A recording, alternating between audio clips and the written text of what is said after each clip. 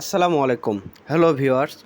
আজ আমি কথা বলবো আমাদের জিমেলে যে নোটিফিকেশনগুলো আসে, অযথা নোটিফিকেশন আমরা বিভিন্ন ওয়েবসাইটে সাইন ইন করার জন্য এই নোটিফিকেশনগুলো আসে, এটা কীভাবে বন্ধ করা যায়। তো আমি প্রথমেই আমাদের ফোনের জিমেল অপশনে চলে যাব।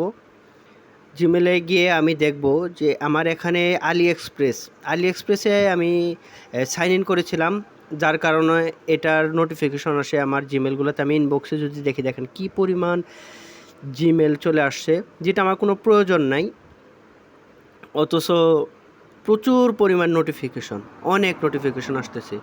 তো আজকে আমি যেভাবে দেখাবো এইভাবে যদি আপনারা কাজ করেন, এই নোটিফিকেশনগুলো এখানে আর আসবে না, আর বিরক্তির কারণ হবে না। তো এটা আমি দেখাচ্ছি এখন, দেখেন কিভাবে কাজ করে। আমি ওই জিমেলের যে কোনো একটা মেসেজকে সিলেক্ট করব, একটা চাপ দিয়ে ধরবো, চাপ দিয়ে ধরার পর দেখেন উপরে একটা 3 ডট মেনু আছে। এই 3 ডট মেনুতে ক্লিক করব।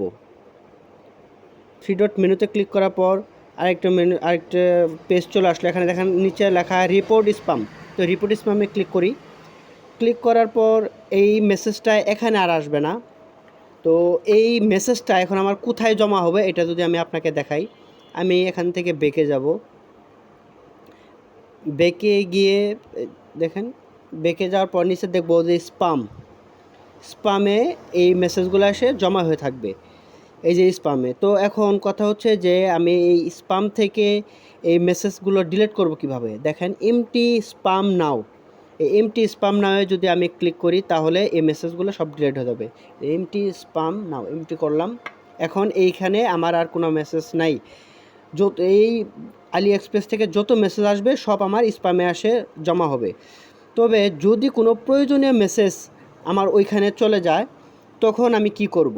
যদি স্পামে যায় তখন আমি স্পামে গিয়ে যাওয়ার পরে আমি ওই মেসেজটাকে আবার সিলেক্ট করব। সিলেক্ট করার পর যেখানে রিপোর্ট স্পাম লেখা ছিল ওইখানে লেখা থাকবে রিপোর্ট নট স্পাম। তো রিপোর্ট নট স্পামে ক্লিক করলেই এটি আবার আগের মতো আমাদের ইনবক্সে চলে আসবে এই নোটিফিকেশনগুলো। তো ধন্যবাদ ভিউয়ার্স। এভাবে আমরা এই নোটিফিকেশনগুলো জিমেল থেকে এখান থেকে বন্ধ করতে পারবো। আসসালামু আলাইকুম।